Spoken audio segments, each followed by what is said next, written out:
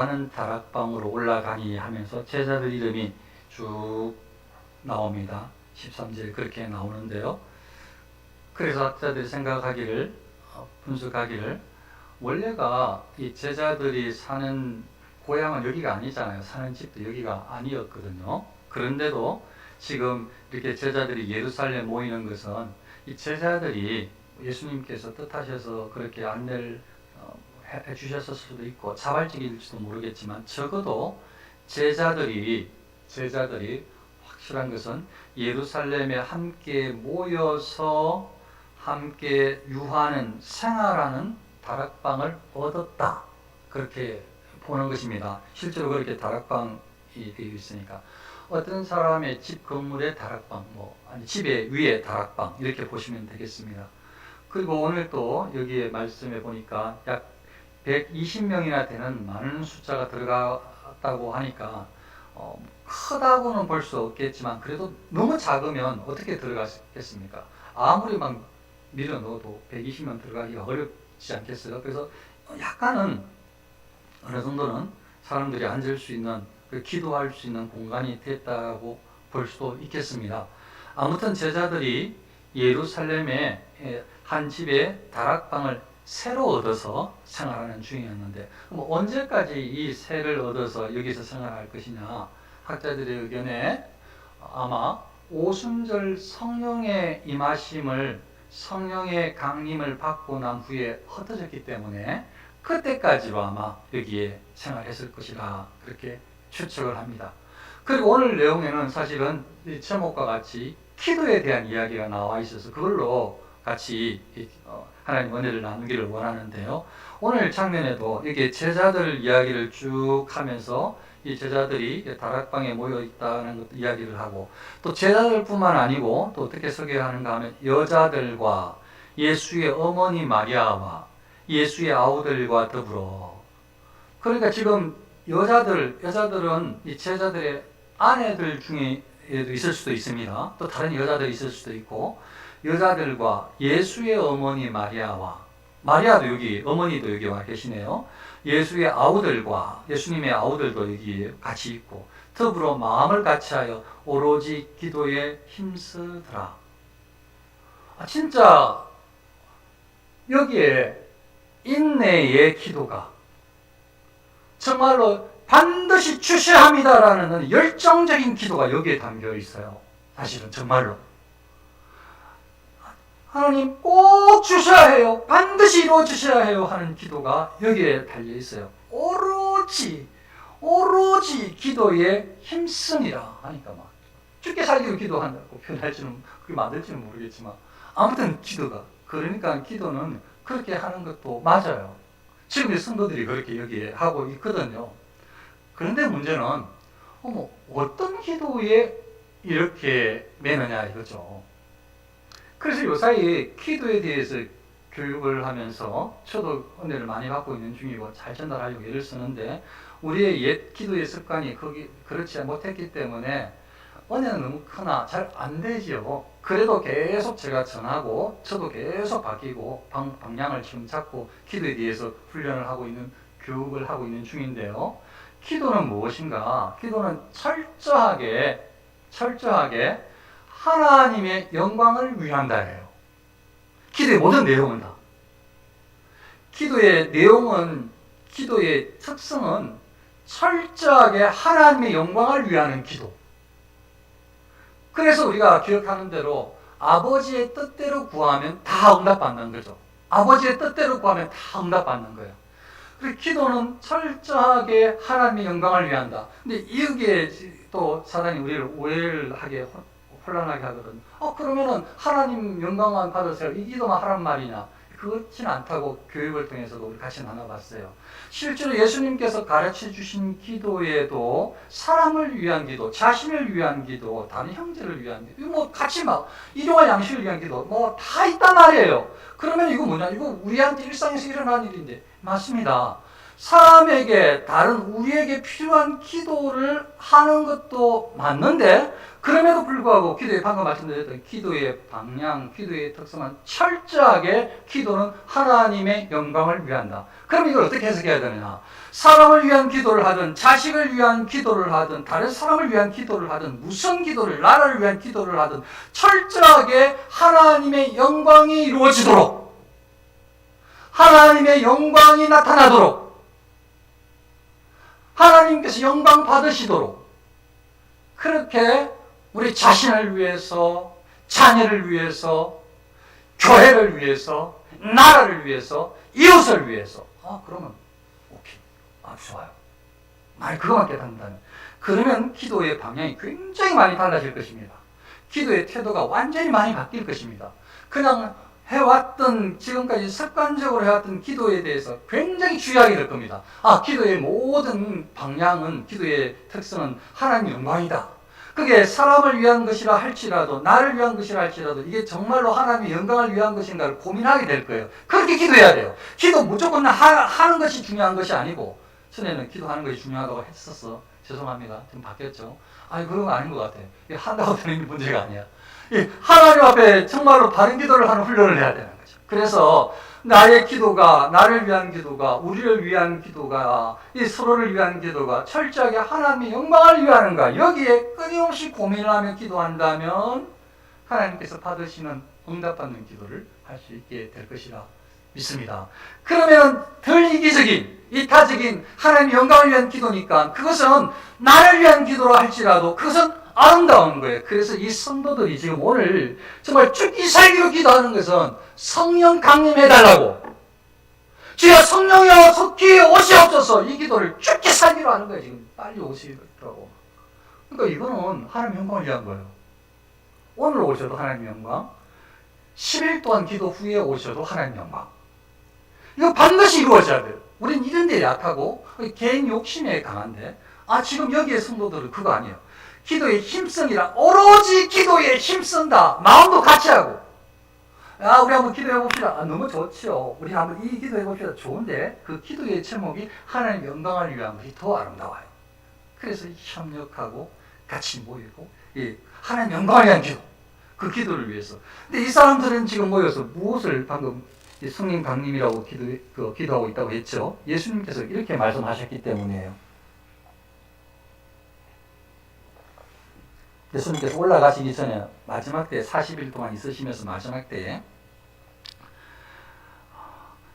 예루살렘에 떠나지 말고, 예루살렘에 떠나지 말라고 했죠. 그 지금 이 사람들 세으로 생활한다고 했죠. 예루살렘.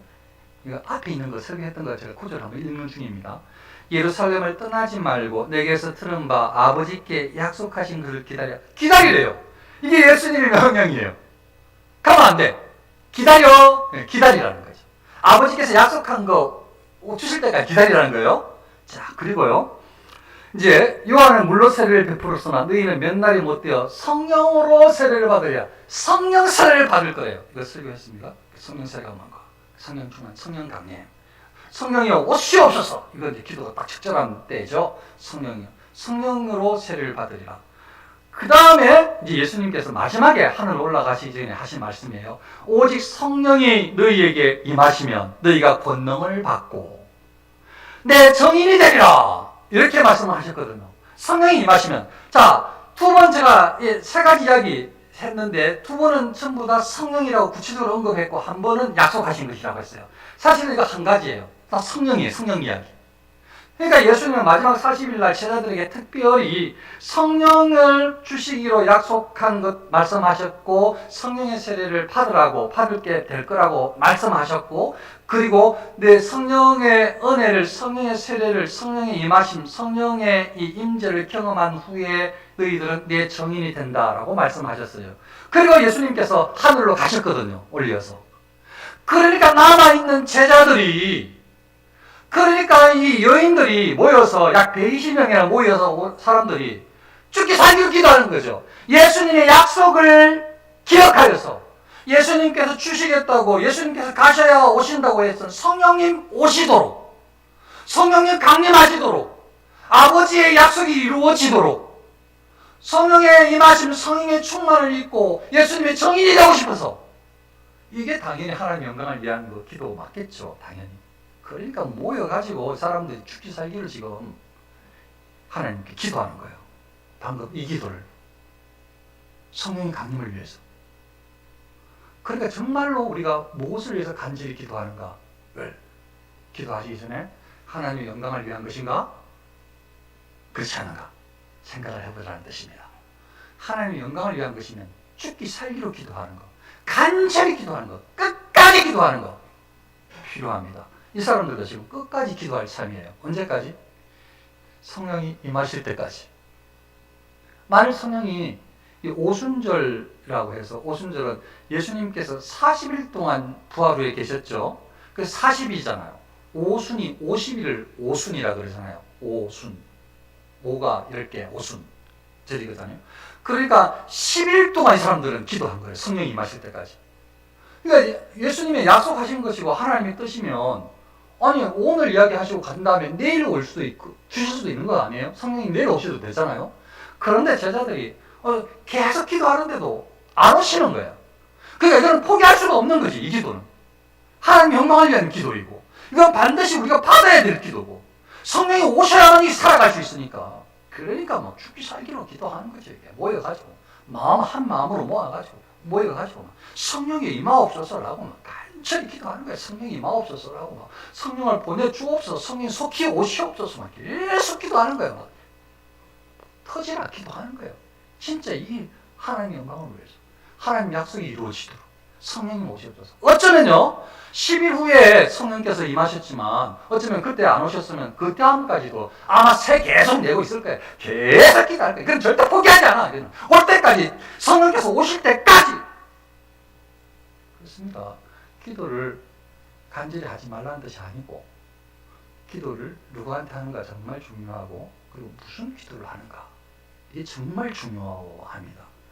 무슨 기도라도 또 끼어 맞추식으로 해서 하나님 영광이 됩니다라고 이렇게 하는 태도를 취하게 하면 하나님 영광을 계속 뒷꽁무니에 달라붙게 만들어요. 그럼 결국은 다 내 기도를 해놓고 하나님 영광이 될 줄로 믿습니다. 이렇게 하는 거 꼭 같아요. 그러면 이거 배운 것도 의미가 없어요. 가장 우선순위 앞머리에 하나님의 영광이라는 것을 꽉 놔야 그 다음에 마지막에 뒤로 가다가 혹시나 우리 욕심이 붙더라도 괜찮은 거죠. 왜냐하면 이 기도의 중심은 하나님의 영광이니까. 이런 관점으로 우리가 잘 이해를 하셔야 이 기도의 방향성을 이제 잡고 바른 기도를 할 수가 있는 것입니다. 그럴 때는 뭐 끊임없이 쉬지 말고 기도하라고 딱 해당되는 거죠. 포기하지 말고 계속 간구하다는 것이 딱 해당되는 거예요. 무슨 기도를 하는가? 하나님의 영광을 위해서. 예수님께서 약속하신 성령이 임하시도록, 속히 보내주시도록. 안 보내주시면 끝까지 있을 거예요. 이 집에서 그냥 세내고 그냥 주실 때까지. 근데 이제 뒤에 오시잖아요.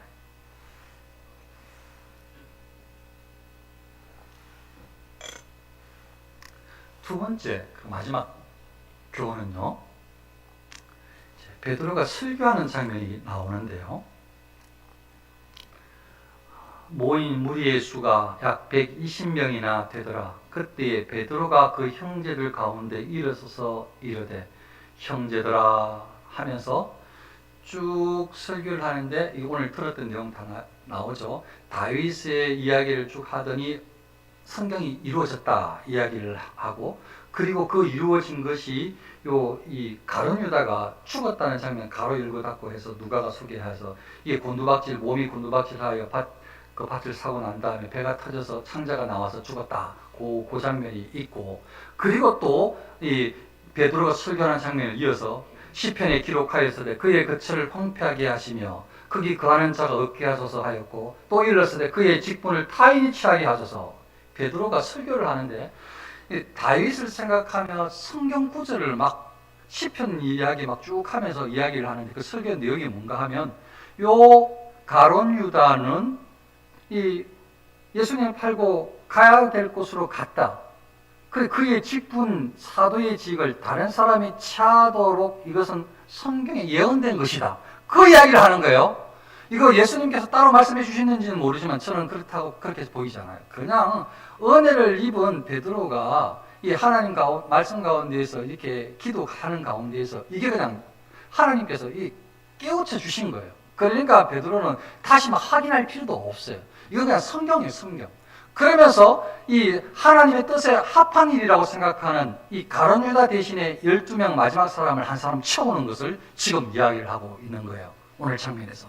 그래서 베드로가 이렇게 이것은 성경에 예언된 것이다 라고 하면서 어떻게 그러면 가룟 유다 대신에 한 자리를 택할까, 한 사람을 택할까, 여기에 이제 했던 이 방법이 나와. 우리 이렇게 하자.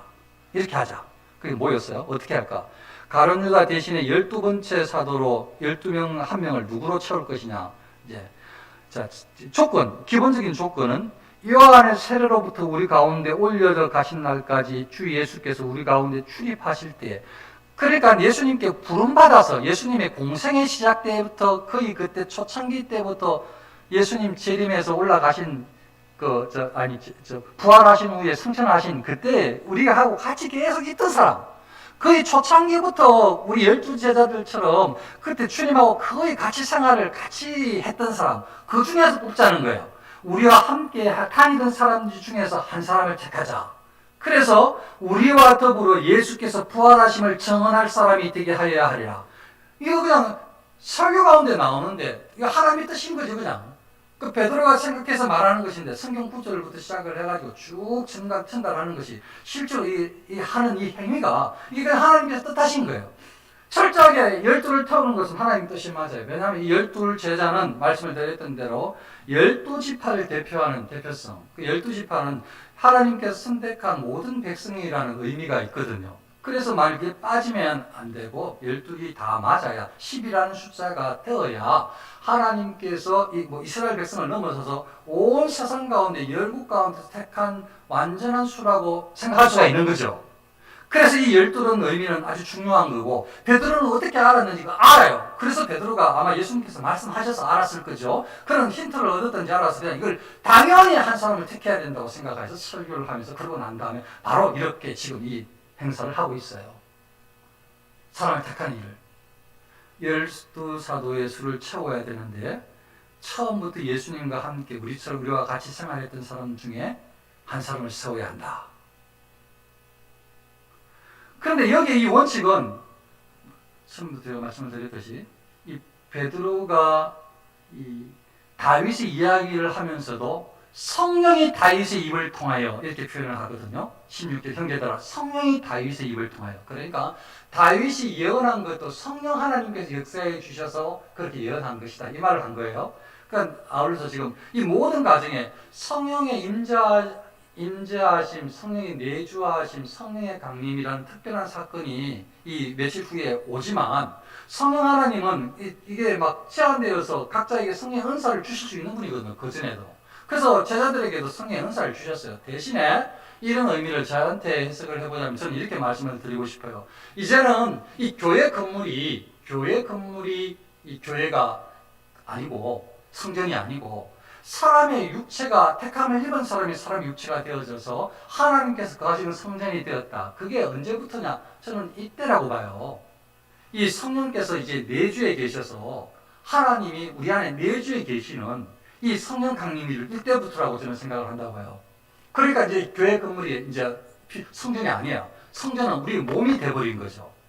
아주 중요한 이때죠. 그러면 성령께서 하나님이신데 그 오전에는 성령의 사역이 없어도 아니죠. 성령이 하나님이신데 어린도 다 가실 수 있고 은사를 주실 수 있고 능력을 행하실 수 있고, 성령이면 예수님이 태어나면서부터 모든 것들 다 성령께서 예수님이 태어나시는 탄생 과정 가운데 다 함께 하셨어요. 성령이 역사하셨다고요. 성령이 안 계신 게 아니고, 다만 제가 말씀드렸던 방금 성령의 내주하심, 성전으로 이렇게 인정받는 그런 과정은 이때부터라고 믿어진다고요.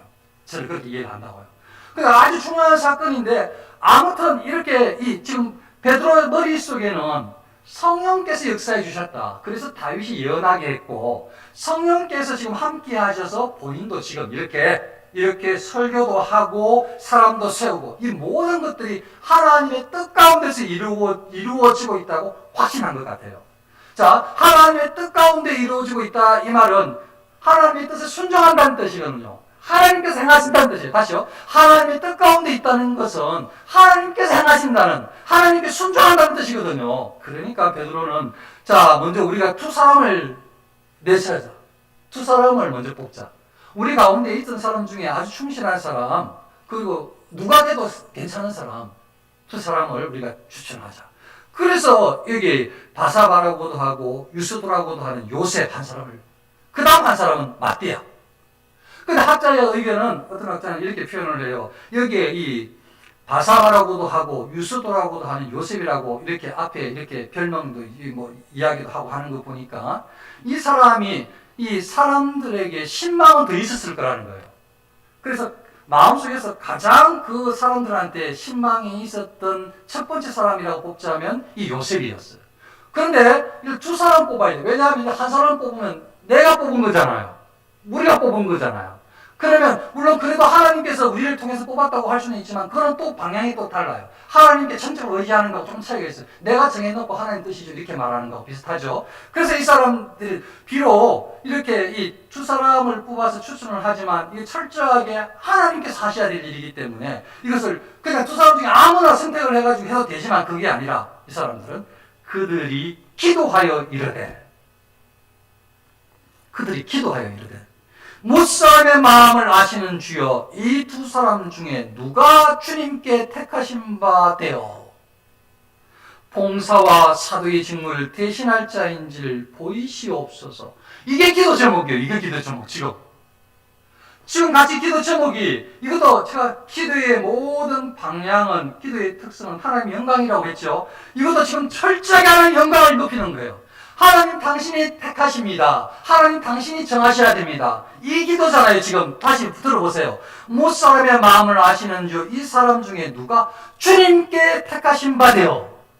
주님이 택하신 사람이 누굽니까? 대체 우리가 택한 사람이 아니고 주님이 택하신 사람이 누굽니까? 지금 그 기도 맞죠? 지금 제가 이렇게 설명하는 그대로죠. 택하신 바 되어 봉사와 사도의 직무를 대신할 자인지를 보이시옵소서.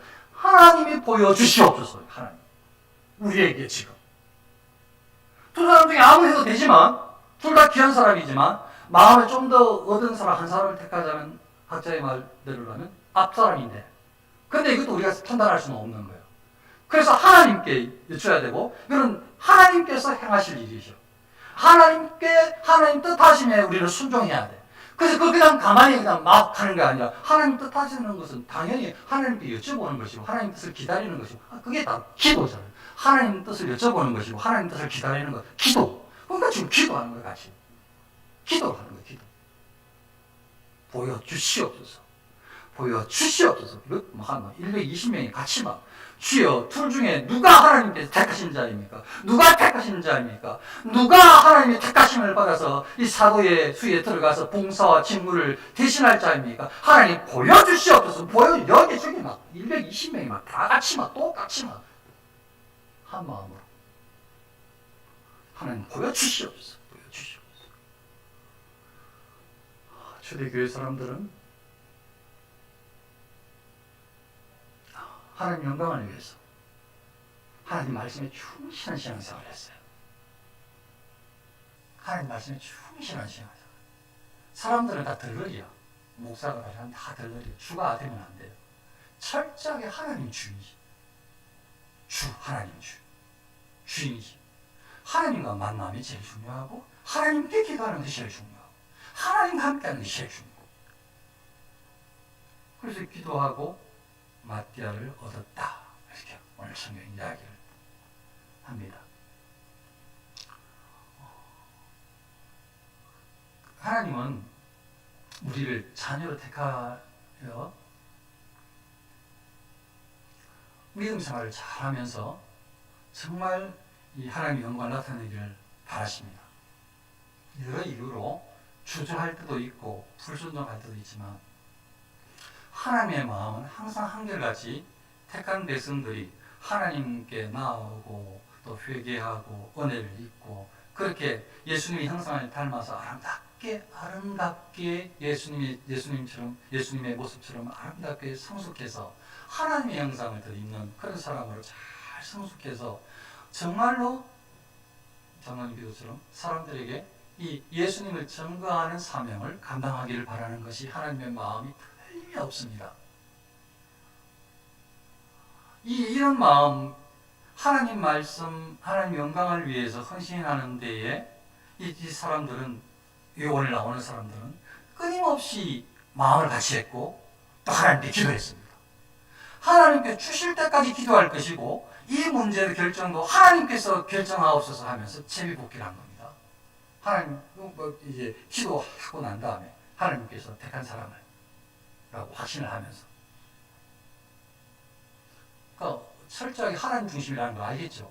신앙이 하나님 영광을 위한 거예요. 이 사람들이 그리스도인들이 그래요. 그리스도인들이 원래가 철저하게 하나님 중심이야. 하나님 영광을 위해. 이게 진짜 그리스도인들의 모습이라고요. 살아가면서 진짜 그리스도인들의 모습. 우리도 진짜 그리스도인입니다. 가짜가 아니고. 그래서 우리도 진짜처럼 사고가 바뀌어야 되고 행동이 특별히 기도 생활도 바뀌어야 돼요. 그래서 오늘의 이 기도의 의미가 우리 자신을 위한 기도에 대한 이론을 정립하지 말고 하나님 영광을 위한 기도에 대해서 기억을 하셔서 이 사람들이 어떻게 기도하였는지, 무엇을 위해서 기도하는지, 무엇을 위해서 하나가 되었는지를 우리도 유념하여서 하나님 영광을 위해서 그렇게 기도 생활을 하는데 익숙해진다면